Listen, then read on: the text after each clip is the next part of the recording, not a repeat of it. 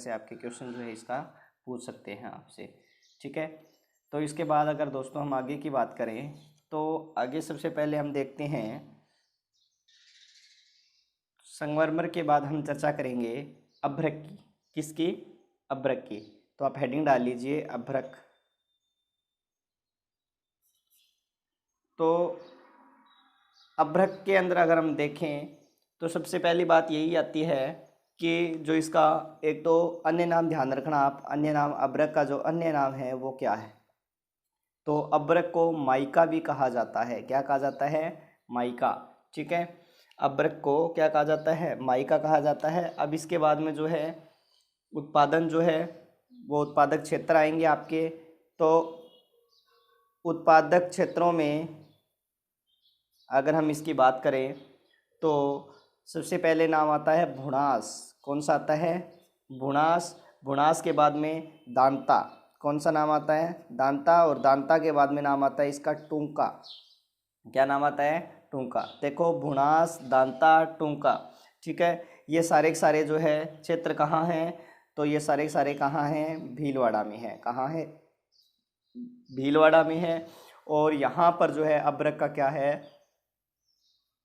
सर्वाधिक भंडार है, ठीक है।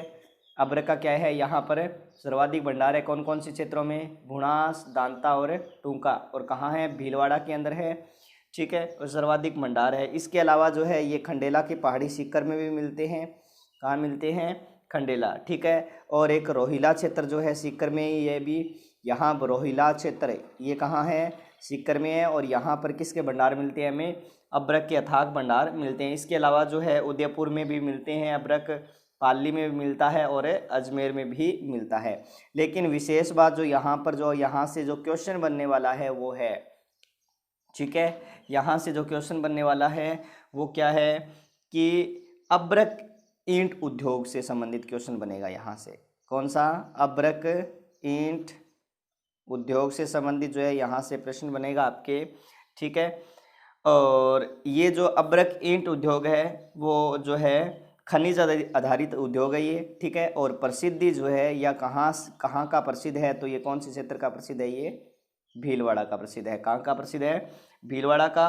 और इन ईंटों का प्रयोग जो है, अभ्रक की ईंटों का प्रयोग क्यों किया जाता है, ऐसे प्रश्न भी आ सकता है। और कहाँ का प्रसिद्ध है? तो इनके जो है इन ईंटों का प्रयोग जो है विद्युत रोधी उपकरण बनाने में किया जाता है। कौन से? विद्युत रोधी उपकरण बनाने में जो है इन ईंटों का प्रयोग किया जाता है। इसीलिए जो है ये अभ्रक उद्योग जो है प्रसिद्ध है, ठीक है ना। तो इस चीज़ का भी ध्यान रखना आप, अभ्रक उद्योग क्यों प्रसिद्ध है और इनका प्रयोग किस लिए किया जाता है? तो विद्युत रोधी उपकरण बनाने में किया जाता है, ठीक है ना। इसके अलावा अगर हम चर्चा करें तो अगला जो है वो है आपके ग्रेनाइट। कौन सा है? ग्रेनाइट। तो ग्रेनाइट में इतनी ध्यान रखनी है कि सबसे पहली बात तो आपके सीधा ही पूछ ले भी ग्रेनाइट जो है जो कहाँ के प्रसिद्ध है, यहाँ कहाँ मिलते हैं? तो ग्रेनाइट कहाँ प्राप्त होते हैं? आपको जालौर के अंदर, ठीक है। अगर दूसरा प्रश्न पूछ ले भी पीला ग्रेनाइट जो है कहाँ पाया जाता है या पीला ग्रेनाइट कहाँ निकलता है? तो ये पीला ग्रेनाइट जो खनिज है वो कहाँ है? जैसलमेर में है। अगर तीसरा प्रश्न पूछ ले गुलाबी ग्रेनाइट का, किसका? गुलाबी ग्रेनाइट का, तो गुलाबी ग्रेनाइट कहाँ है? जालौर के अंदर है। अगर आपसे चौथा क्वेश्चन जो यहाँ से बनने वाला है वो पूछ ले काला ग्रेनाइट। कौन सा ग्रेनाइट है? काला ग्रेनाइट, ठीक है। तो काला ग्रेनाइट मतलब काला डेरा। कौन सा क्षेत्र है? काला डेरा। कहाँ है ये? जयपुर के अंदर है, ठीक है। काला डेरा कहाँ है? जयपुर के अंदर है। तो ये ध्यान रखना। तो यहाँ से आपके प्रश्न पूछ सकते हैं ग्रेनाइट कहाँ है, सीधा ग्रेनाइट जैसे मैंने आपको संगमरमर का बताया ना। अगर आपसे वहाँ, क्योंकि अलग अलग प्रकार के हैं वहाँ पर, यहाँ पर भी ग्रेनाइट जो है अलग अलग प्रकार के आपको एक साथ ही मिल जाएंगे। जालौर के अंदर पीला ग्रेनाइट, जैसलमेर के अंदर गुलाबी जो है वो भी कहाँ मिलता है? आपके जालौर के अंदर। और काला जो ग्रेनाइट है वो काला डेरा जयपुर के अंदर मिलता है आपको, ठीक है ना। तो इसके अलावा जो है हम जिसकी चर्चा करें वो है आपके जो विभिन्न प्रकार के कले हैं। देखो तो आप हेडिंग डालिए कले। क्या लिखना है आपको? कले, ठीक है। तो कले के अंदर जो है आपके तीन प्रमुखता आते हैं। कौन कौन से? वैसे सीधे कले अगर पूछे विभिन्न प्रकार के कले जो हैं, ठीक है, अरे चीनी मिट्टी एक तरह से मान लो कहाँ, बीकानेर में मिलते हैं, ठीक है। कहाँ मिलते हैं? बीकानेर में। इसके अलग अलग भाग हैं, जैसे कौन से? चाइना कले, कौन सा है? एक चाइना कले, और एक है आपके फायर कले। कौन सा? फायर कले। चाइना कले है, फायर कले है। इस तरह से आपके जो है तीसरा बोल कले। तीनों ही अगर पूछे कहाँ मिलते हैं तो तीनों ही आपके कहाँ मिलते हैं? बीकानेर में मिलते हैं। चाइना कले भी बीकानेर में, फायर कले भी बीकानेर में, कोल कले भी, वो सॉरी वोल कले भी। कहाँ पर? बोल कले है, बोल कले, ठीक है ना। ये भी कहाँ पर है? आपके बीकानेर के अंदर है, ठीक है। तीनों कले कहाँ मिलते हैं? बीकानेर में। चीनी मिट्टी, ठीक है, एक ही तरह से चीनी मिट्टी है।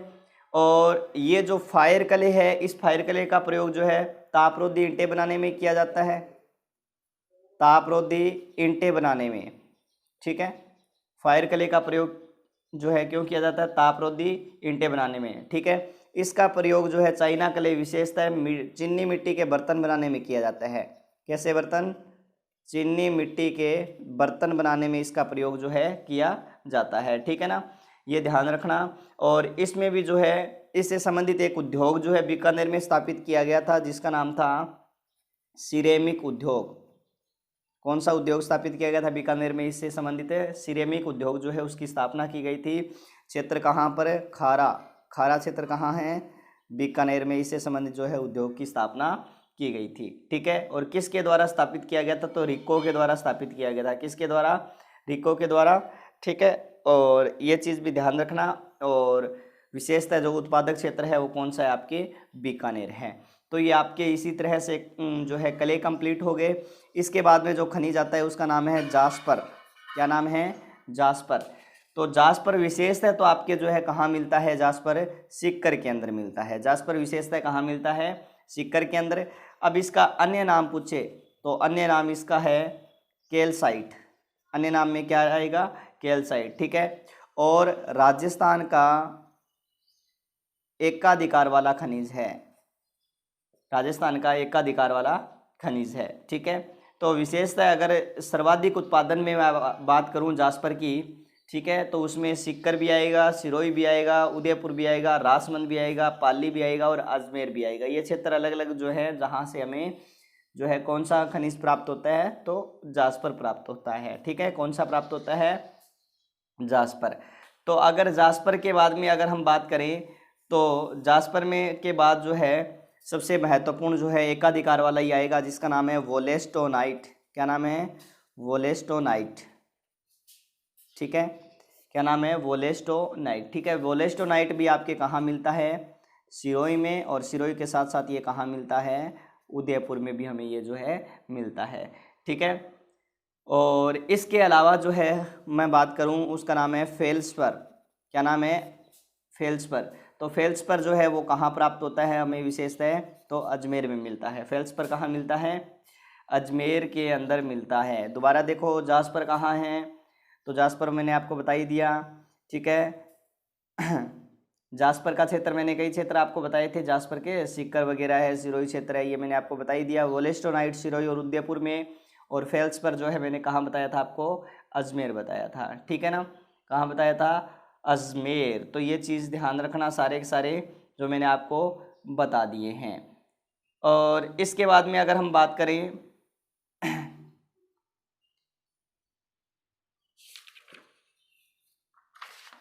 तो फ्लोराइट। क्या नाम है? फ्लोराइट। तो फ्लोराइट जो है ये हमें प्राप्त होता है मांडो की पाल डूंगरपुर से। फ्लोराइट कहाँ मिलता है हमें? मांडो की पाल डूंगरपुर, ठीक है। फ्लोराइट कहाँ मिलता है? मांडो की पाल। और मांडो की पाल कहाँ है? डूंगरपुर में प्राप्त होता है। कौन सा? फ्लोराइट, ठीक है। और इसके अलावा जो है नाम आता है आपके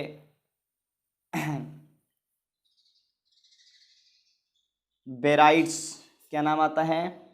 बेराइट्स, ठीक है। बेराइट्स आपके कहाँ प्राप्त होता है? अलवर के अंदर है। बेराइट्स कहाँ मिलता है? अलवर के अंदर है।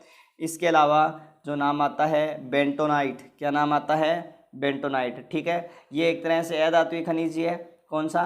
बेंटोनाइट। और ये हमें कहाँ मिलता है? बाड़मेर में मिलता है। यहाँ से एक प्रश्न विशेषता बनता है बेंटोनाइट का, वो क्या है कि वनस्पति या खनिज तेल को शुद्ध करने के लिए, ठीक है, इसका प्रयोग किया जाता है। किसका? जो है बेंटोनाइट का प्रयोग, ठीक है। सांद्रण के लिए या साफ करने के लिए बेंटोनाइट का प्रयोग किया जाता है। वनस्पति तेल के शुद्ध या सांद्रण के लिए इसका प्रयोग जो है किया जाता है, ठीक है। और इसके अलावा अगर हम बात करें बलुआ पत्थर, कौन सा पत्थर है? बलुआ पत्थर, ठीक है। बलुआ पत्थर जो प्राप्त होता है वो हमें मिलता है हाड़ौती के पठार में, ठीक है। कहाँ प्राप्त होता है बलुआ पत्थर? हाड़ौती के पठार में। चूना पत्थर, कौन सा पत्थर? चूना पत्थर। चूना पत्थर मतलब चित्तौड़गढ़, जैसलमेर और जयपुर, ठीक है, यहाँ से प्राप्त होता है। और एक चूना पत्थर और है जिसका नाम है केमिकल ग्रेड चूना पत्थर, कौन सा? केमिकल ग्रेड चूना पत्थर। केमिकल ग्रेड जो चूना पत्थर है वो आपके नागौर प्लस जोधपुर दोनों में ही मिलता है। कहाँ है? नागौर प्लस जोधपुर, इन क्षेत्रों में जो है आपके कौन सा है? केमिकल ग्रेड चूना पत्थर जो है हमें मिलता है, ठीक है। तो आपके सामने अलग अलग मांडो की पाल है, बेराइट्स है, बेंटोनाइट है। मांडो की पाल से कहाँ में कौन सा मिलता है? फ्लोराइड मिलता है। अलवर से बेराइट्स मिलता है। बाड़मेर से बेंटोनाइट मिलता है। हाड़ौती के पठार से बलुआ पत्थर मिलता है। चूना पत्थर कहाँ से मिलता है? चित्तौड़, जैसलमेर और जयपुर से। इसके अलावा जो है केमिकल ग्रेड चूना पत्थर जो है वो कहाँ से मिलता है आपको? नागौर और जोधपुर से प्राप्त होता है, ठीक है। नागौर और कहाँ से प्राप्त होता है? जोधपुर से प्राप्त होता है, ठीक है ना। तो ये मैंने आपको इस तरह से अलग अलग क्षेत्र जो है वो मैंने आपको यहाँ पर बता दिए हैं, ठीक है ना। तो अब इसके बाद में अगर हम चर्चा करें तो आपके आता है सबसे पहली बात वो है कि महत्वपूर्ण जो तथ्य है इनसे संबंधित वो कौन कौन से हैं, ठीक है। महत्वपूर्ण तथ्य, तो हेडिंग डाल लीजिए आप, महत्वपूर्ण तथ्य। खनिजों से संबंधित जो महत्वपूर्ण तथ्य है उनके बारे में चर्चा करेंगे हम।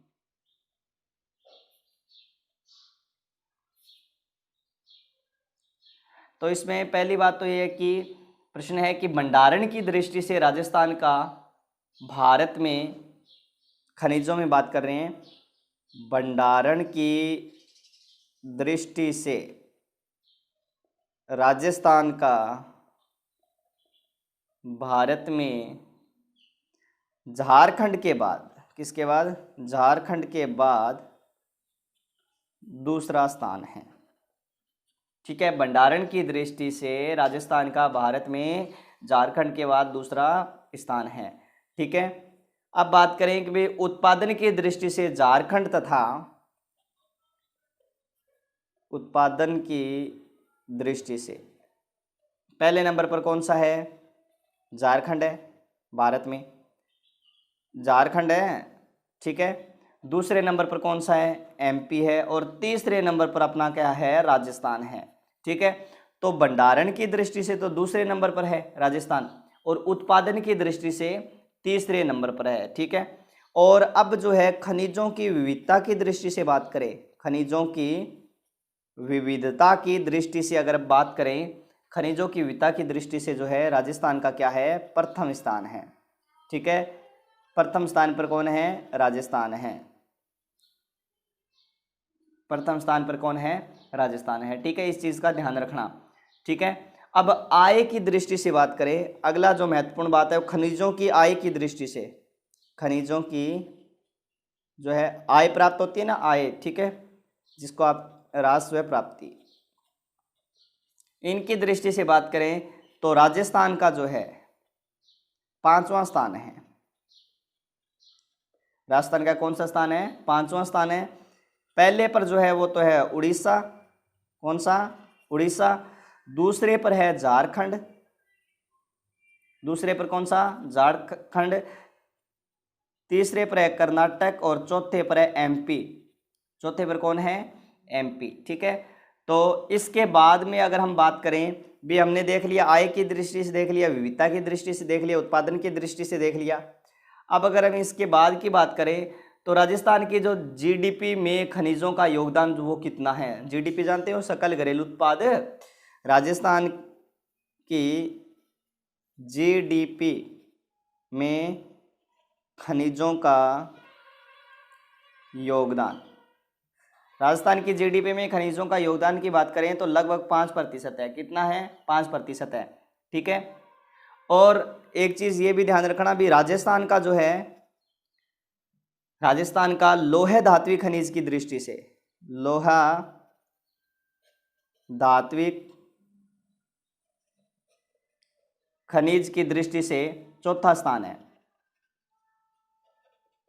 लोहा धात्विक खनिज की दृष्टि से चौथा स्थान है। ठीक है, और इसके अलावा जो है अलोह धात्विक खनिज की दृष्टि से, किसमें? अलोह धात्विक खनिज की दृष्टि से प्रथम स्थान है राजस्थान का। ठीक है, प्रथम स्थान किसका है? राजस्थान का।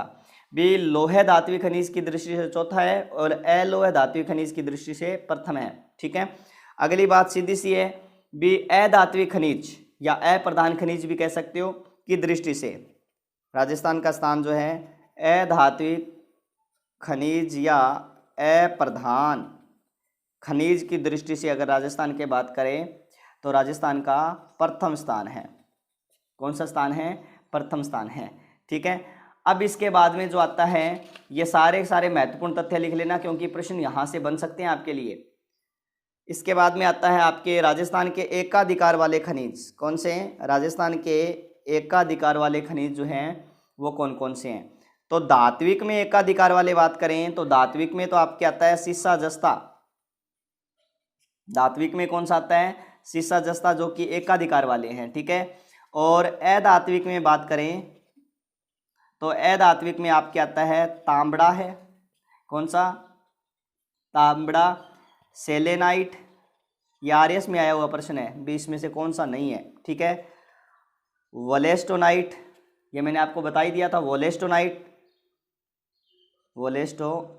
और जास्पर। और कौन सा है? जास्पर है। ठीक है, तो एकाधिकार में बात करें धात्विक खनिजों में तो सीसा जस्ता आ जाएगा, और अधात्विक में कौन कौन सा आ जाएगा? तांबड़ा है, सेलेनाइट है, वोलेस्टोनाइट है और जास्पर है। ठीक है, इसके अलावा अगर हम देखें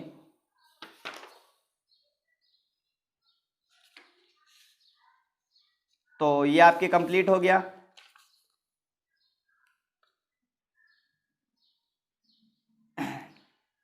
इसके अलावा अगर हम बात करें कि राजस्थान का प्रथम स्थान वाले जो है खनिज कौन कौन से हैं। ठीक है, कौन से? राजस्थान का प्रथम स्थान वाले, राजस्थान का प्रथम स्थान वाले खनिजों में बात करें तो इस तरह से आप जो है सारणी बनाइएगा, उसके अंदर देखते हैं। ठीक है, तो सबसे पहली बात तो अपने राजस्थान के प्रथम स्थान वाले धात्विक कौन कौन से हैं? तो धात्विक में नाम आता है चांदी का। किसका? चांदी है। टंगस्टन है। कौन सा है? टंगस्टन है। ठीक है, बेरिलियम है। चांदी, टंगस्टन, बेरिलियम। ठीक है, इसके अलावा जो है यूरेनियम है। कौन कौन से? यूरेनियम है। और इसके अलावा जो लास्ट है आपके वो कौन सा है? तांबा है। ठीक है, धात्विक में चांदी, टंगस्टन, बेरिलियम, यूरेनियम और तांबा। अधात्विक में जो प्रथम स्थान वाले हैं वो है आपके अब्रक। कौन सा? अब्रक, सफ़ेद संगमरमर, फेल्सपार। ठीक है, फ्लोराइट। कौन सा? फ्लोराइट। बेंटोनाइट। कौन सा?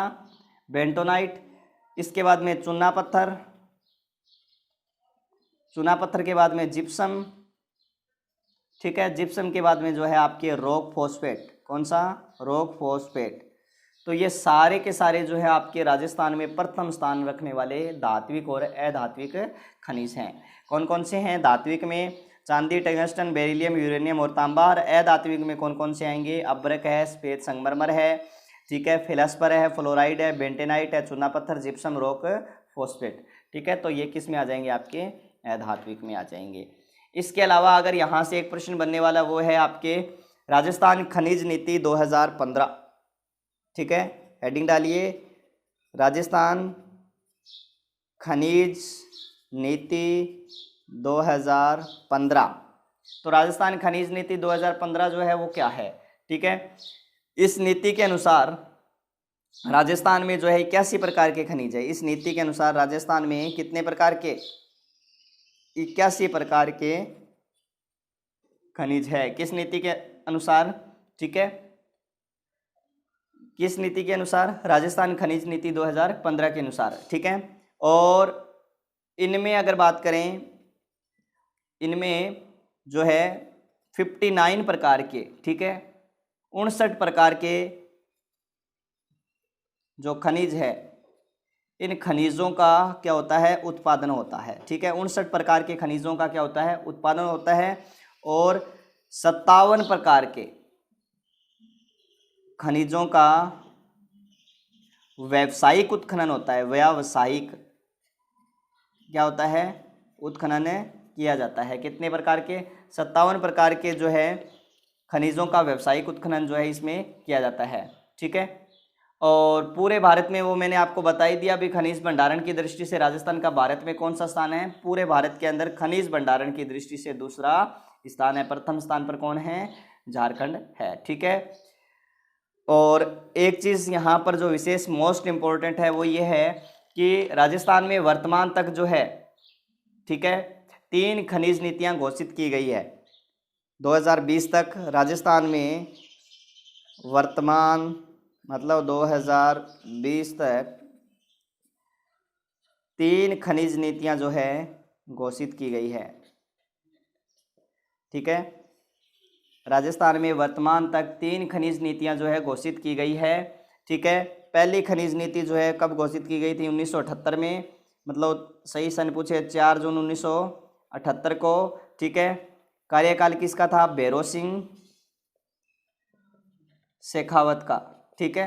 मतलब उस समय राजस्थान के मुख्यमंत्री कौन थे, भैरों सिंह शेखावत, ठीक है। दूसरा जो है वो आपके 1991 में है। तीसरी जो खनिज नीति है वो आपके 2015 के अंदर है, ठीक है, जून 2015 में। उस समय जो है मुख्यमंत्री कौन थे, वसुंधरा राजे सिंधिया। इनके जो है क्रम में जो है, या इनके जो कालक्रम था उसके अंदर जो है ये तीसरी खनिज नीति निर्धारित की गई थी।